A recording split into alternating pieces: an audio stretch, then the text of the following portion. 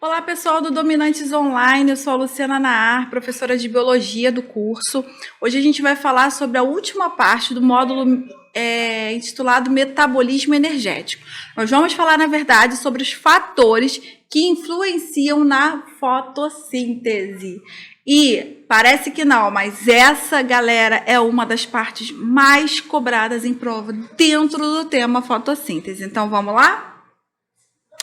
Quais são os fatores que estarão influenciando a velocidade com que a fotossíntese está acontecendo na planta? Primeiro é o CO2, tá? Quanto menor a taxa na atmosfera, menor a velocidade da fotossíntese. Muito gás carbônico também vai saturar a planta. Então, é legal ter uma concentração na atmosfera, né? Mas também se tiver demais, não vai adiantar, porque vai chegar uma hora que a planta vai estar saturada de CO2, as enzimas já vão estar todas ocupadas, funcionando, e aí a gente não vai ter um aumento na velocidade. Essa aula, ela é bem representada a partir de gráficos, então eles cobram muito o visual dos gráficos, né, para tentar entender que tipo de molécula que seria um fator limitante ali. No caso, quando a gente for relacionar concentração de CO2, a curva que a gente observa, o gráfico que a gente observa, ele vai ter sempre essa carinha aqui, né? Você vai ter um aumento até determinado ponto, onde a gente vai ter um ponto de saturação, um ponto em que a gente não adianta a gente aumentar a quantidade de CO2, que ela vai se manter, a velocidade vai se manter constante, ok? Então, todo gráfico que mostrar concentração de CO2, ele vai ter essa cara de saturação, uma curva de saturação, na verdade. Outro fator que influencia na velocidade da fotossíntese seria a temperatura. A velocidade máxima da fotossíntese é com temperatura entre 30 e 40 graus. Temperatura baixa deixa as enzimas pouco ativadas e muito alta anula esses efeitos. Na verdade, a temperatura muito alta ela acaba levando à desnaturação proteica. A gente viu que para realizar a fixação do carbono, a gente precisa de uma enzima chamada rubisco, ok? E essas enzimas, não só a rubisco, como todas as outras que participam do transporte de elétrons e tudo mais, elas funcionam muito bem numa temperatura entre 30 e 40 graus. Dependendo da planta, tem planta, por exemplo, de região tropical, que aguenta 40, um pouquinho mais. Tem plantas de regiões mais áridas, que aguentam temperaturas um pouco mais baixas, ok? Para a realização da fotossíntese. Mas, de qualquer maneira, o que vai acontecer? A temperatura muito baixa, muito longe de 30 ou muito além de 40, ela vai gerar uma inativação dessas enzimas.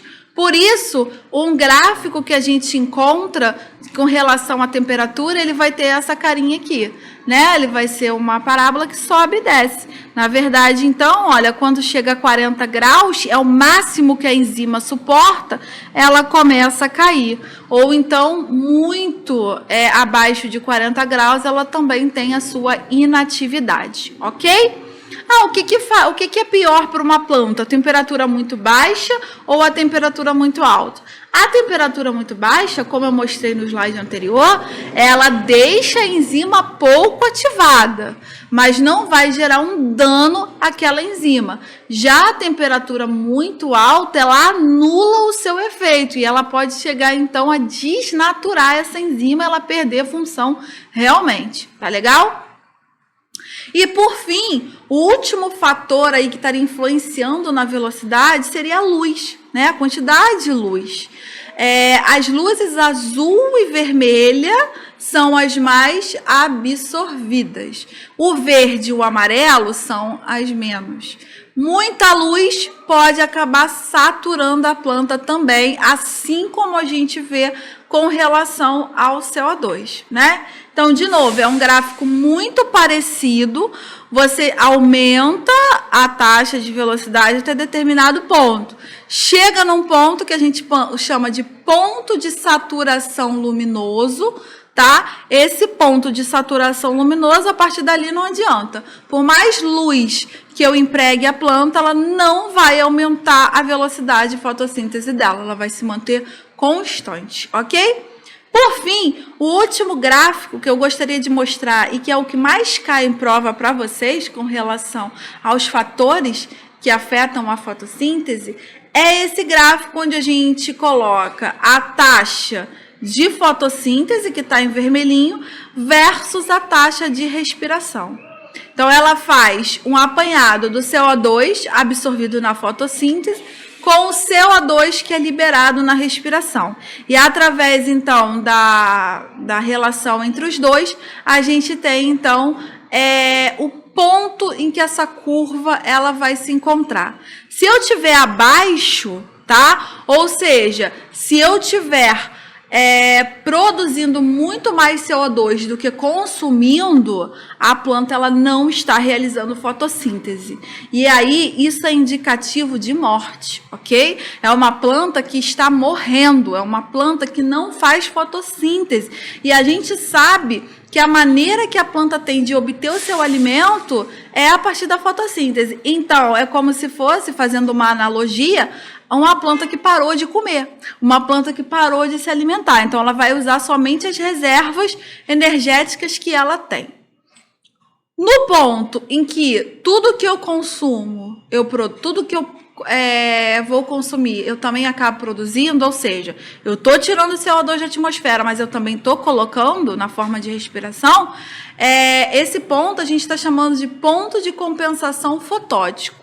O que seria o ponto de compensação? Né? Tudo que eu produzo, eu consumo. Eu não estou morrendo, ok? Nesse ponto, eu não estou morrendo, mas eu também não estou crescendo. Eu não estou guardando uma reserva. Tudo que eu estou produzindo, eu acabo consumindo. E, por fim, acima do ponto de compensação fotótico, a gente tem a realização da fotossíntese, ok? Aí sim, a planta está crescendo, aí sim, a planta está guardando reservas e está realizando fotossíntese numa velocidade boa, até chegar à sua saturação, que pode ser fotótica ou pode ser com relação ao carbono, ao CO2, como a gente viu anteriormente. Galera, com isso a gente fecha os principais pontos que são cobrados dentro de fotossíntese, fecha também o módulo metabolismo energético. Espero que vocês tenham compreendido a matéria e até uma próxima.